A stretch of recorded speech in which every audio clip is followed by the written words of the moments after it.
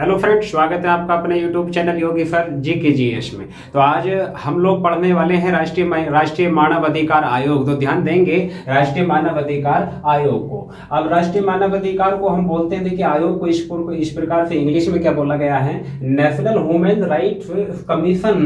National human rights commission मतलब इसको संक्षेप में बच्चा NHRC बोलते हैं। याद रखिएगा, संक्षेप में इसको हम NHRC बोलते हैं। ठीक है, NHRC का फुल फॉर्म भी आपके सामने है। अब ध्यान देंगे, ये मानव अधिकार है बच्चा। मानव अधिकार क्या होते हैं तो पहले समझिए। मानव अधिकार कैसे अधिकार? वे अधिकार जो किसी भी व्यक्ति को जन्म के साथ ही मिल जाते हैं। वे अधिकार किसी भी व्यक्ति को जन्म के साथ ही मिल जाते हैं। तो ध्यान देंगे, लिखा हुआ है मानव अधिकार क्या है, तो वे अधिकार जो किसी भी व्यक्ति को, याद रखिएगा कोई भी पर्सन है, किसी भी व्यक्ति को जन्म के साथ ही मिल जाते हैं। तो ऐसे अधिकारों को मानव अधिकार कहा जाता है। इतना क्लियर। अब हम बात करते हैं, देखिए आगे लिखा हुआ, नोट में लिखा हुआ है, यह आयोग एक वैधानिक संस्था या आयोग है। तो ध्यान दें बच्चा लोग, यह जो आयोग है आपके सामने जो लिखा हुआ है NHRC, यह एक वैधानिक है। कैसा है? वैधानिक संस्था या वैधानिक आयोग है। और ये कोष्टक में लिख दिया हमने इधर, गैर संवैधानिक है। तो ध्यान देंगे, यह एक गैर संवैधानिक आयोग है और विधिक आयोग है। अब आप समझ रहे होंगे सर जी, ये वैधानिक संस्था या आयोग है और इधर गैर संवैधानिक है, क्या मतलब है इसका?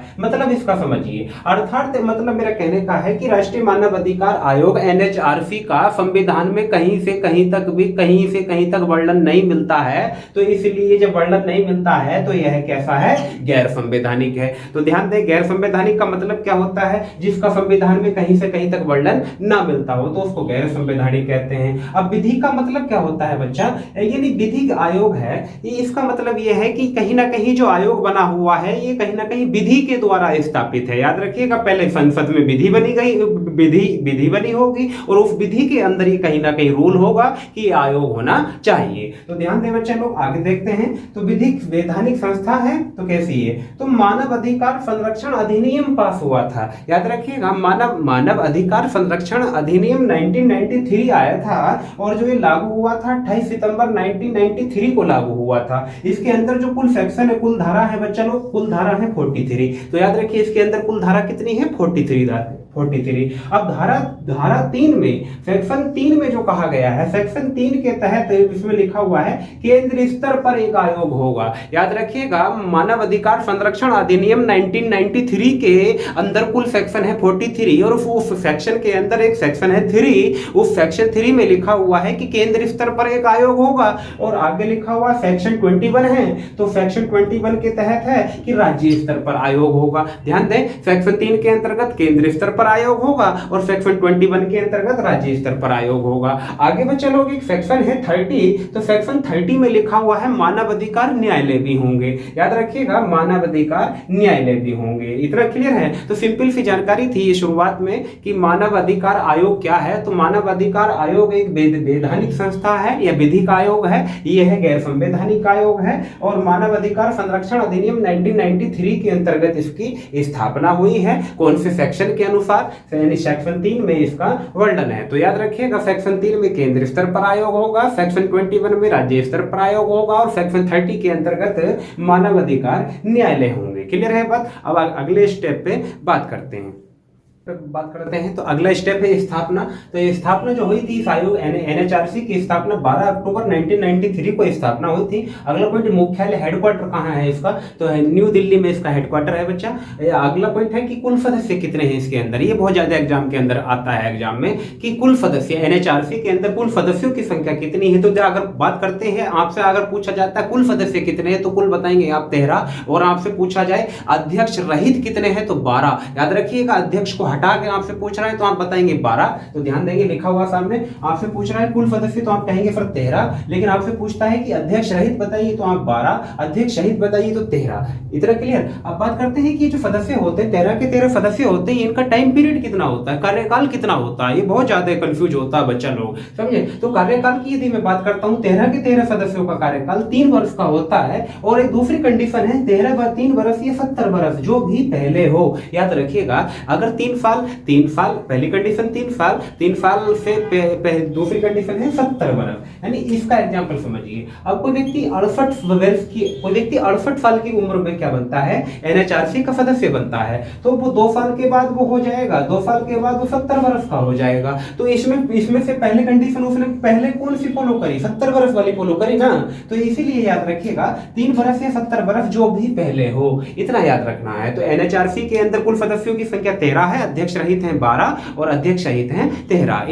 इनकी सदस्यों का जो टाइम पीरियड है वो 3 साल या 70 वर्ष जो भी पहले हो। अगला बात करते हैं, आगे बात करते हैं, नियुक्ति की बात करते हैं बच्चे लोग। तो इनका चयन कौन करता है, चयन जो करती है 6 सदस्यों की समिति होती है और वो समिति वो राष्ट्रपति को सिफारिश करती है। याद रखिएगा 6 सदस्यों की एक समिति होती है, वो समिति राष्ट्रपति को सिफारिश करती है और वो राष्ट्रपति को जैसे फोर्स करेगी उसी के आधार पे सदस्यों का चयन होगा। याद रखिएगा। अब इसके अंदर जो 6 सदस्य समिति है वो ध्यान देंगे, वो 6 सदस्य समिति बाबू ये वाली है। तो देखिए इसके अंदर जो एक होता है प्रधानमंत्री, दूसरा होता है होम मिनिस्टर, तीसरा होता है लोकसभा स्पीकर और चौथे नंबर पे होता है राज्यसभा का उपसभापति और 5वें नंबर पे होता है राज्यसभा में विपक्ष का नेता। याद रखिएगा राज्यसभा में विपक्ष का नेता भी इसका सदस्य होता है और राज्यसभा में उपसभापति भी इसका सदस्य होता है, सभापति नहीं होता है। याद रखिएगा कई बार एग्जाम के अंदर क्वेश्चन पूछा जाता है कि राज्यसभा का सभापति या उपसभापति। याद रखिएगा 6 सदस्यों की चयन समिति में राज्यसभा का उपसभापति इसका सदस्य होता है, ताकि सभापति नहीं होता है।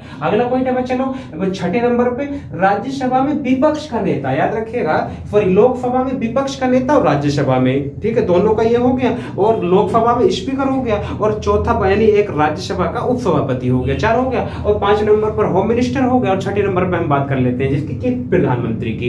इसके अंदर जो इन 6 के 6 का सदस्य अध्यक्ष होता है वो प्रधानमंत्री होता है। याद रखिएगा इस 6 सदस्य समिति का जो अध्यक्ष होता है वो प्रधानमंत्री होता है। इतनी बात कंप्लीट हुई। अब हम बात करते हैं जो ये 13 के 13 सदस्य हैं एनएचआरसी के, तो इनका त्यागपत्र या इस्तीफा, यदि ये लोग त्यागपत्र अपना देते हैं या इस्तीफा देते हैं तो किसको देंगे, तो याद रखिए जिसने नियुक्ति की है उसी को ये त्यागपत्र इस्तीफा देंगे। जिसने हमको अपॉइंट किया है उत्तरदायी हम उसी के लिए होते हैं। याद रखना इस बात को जी, क्लियर। तो बाबू इस त्याग पत्र क्या होता है, 3 वर्ष या 70 वर्ष अगर ये टाइम पे अपना पूरा टाइम पे ये अगर इनका टाइम पीरियड कंप्लीट हो जाता है तो ये त्याग पत्र देंगे। पद को छोड़ने से पहले त्याग पत्र देना पड़ता है। यदि अपने टाइम पीरियड से पहले अगर ये पद छोड़ते हैं तो इनको इस्तीफा देना पड़ता है। याद रखिए इस्तीफा और त्याग पत्र में इतना ही अंतर होता है, क्लियर है। अब बात करते हैं कि जो एनएचआरसी है, एनएचआरसी अपने पूरे साल का जो डेटा होता है वो किसको सौंपती है, पूरे साल का जो रिपोर्ट है वो राष्ट्रपति को सौंपती है। याद रखिएगा बच्चा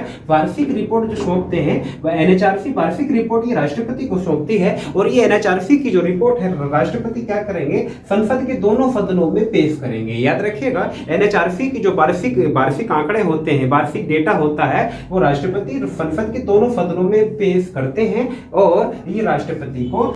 अब जानेंगे हम एनएचआरसी की संरचना के बारे में, तो ध्यान देंगे एनएचआरसी की संरचना जैसे कि हमने अभी पहले बताया आपको, एनएचआरसी के अंदर सदस्यों की संख्या 13 होती है, अध्यक्ष रहित 12 और अध्यक्ष रहित 13। तो इसमें जो संरचना है वो संरचना क्या है ध्यान दें। तो एक अध्यक्ष होगा और एक पूर्णकालिक 5 सदस्य पूर्णकालिक होंगे और 7 सदस्य पदेन सदस्य होंगे बच्चा लोग। अब ध्यान देंगे अध्यक्ष की योग्यता क्या है, अध्यक्ष कौन बन सकता है। तो अध्यक्ष बनने के लिए योग्यता भारत के सुप्रीम कोर्ट का, भारत का जो सर्वोच्च न्यायालय है उसका रिटायर्ड न्यायाधीश या मुख्य न्यायाधीश रहा हो, क्लियर है। तो जो व्यक्ति न्यायाधीश या मुख्य न्यायाधीश रहा होगा वो सुप्रीम कोर्ट का, वही अध्यक्ष पद पर पदासीन हो सकता है, क्लियर। अब हम बात करते हैं पूर्णकालिक सदस्य। तो पूर्णकालिक सदस्यों की संख्या 5 है बच्चा। तो इसके अंदर एक तो सुप्रीम कोर्ट का न्यायाधीश हो या रहा हो, क्लियर है। न्यायाधीश की बात हो रही है, न्यायाधीश हो या रहा हो।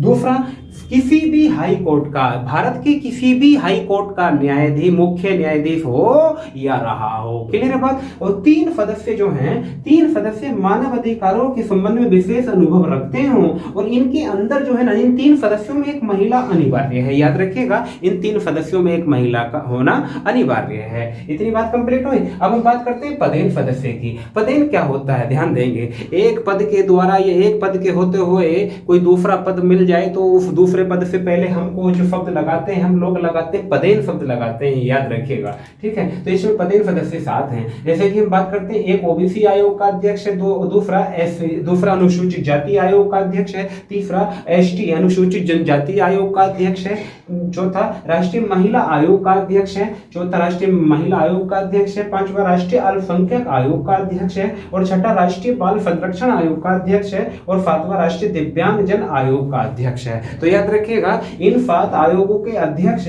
इसके पदेन सदस्य होंगे, और इधर पूर्णकालिक सदस्य आपके सामने है। इसमें से 3 जो होंगे वो मौलिक अधिकारों, मूल अधिकारों के, मानव अधिकारों के संबंध में विशेष नॉलेज रखते हो, और इसमें एक महिला का होना जरूरी है, क्लियर है। और एक सुप्रीम कोर्ट का न्यायाधीश हो या रहा हो, और एक हाई कोर्ट का मुख्य न्यायाधीश हो या रहा हो, क्लियर है। और अध्यक्ष कौन बन सकता है, तो भारत के सुप्रीम कोर्ट का रिटायर्ड न्यायाधीश या मुख्य न्यायाधीश रहा हो, वही व्यक्ति अध्यक्ष पद पर पदासीन हो सकता है। इतनी बात आपकी कंप्लीट हुई। तो आपके एग्जाम में, आपके कॉम्पिटेटिव एग्जाम में इससे संबंधित क्वेश्चन आते हैं। ये मूल संरचना, ये एनएचआरसी की संरचना से क्वेश्चन पूछे जाते हैं। और जो पहले हमने जो बताया उसको पूरा वीडियो को दूसरी बार, 3 बार, 4 बार, जितनी बार भी देखना हो देखिएगा। बहरहाल जब तक टॉपिक कॉन्सेप्ट समझ में ना आ जाए तब तक आप इसको देख ही जाइएगा, है ना। तो कैसी लगी हमारी वीडियो, मिलते हैं अगले एपिसोड में। तब तक के लिए जय हिंद, जय भारत।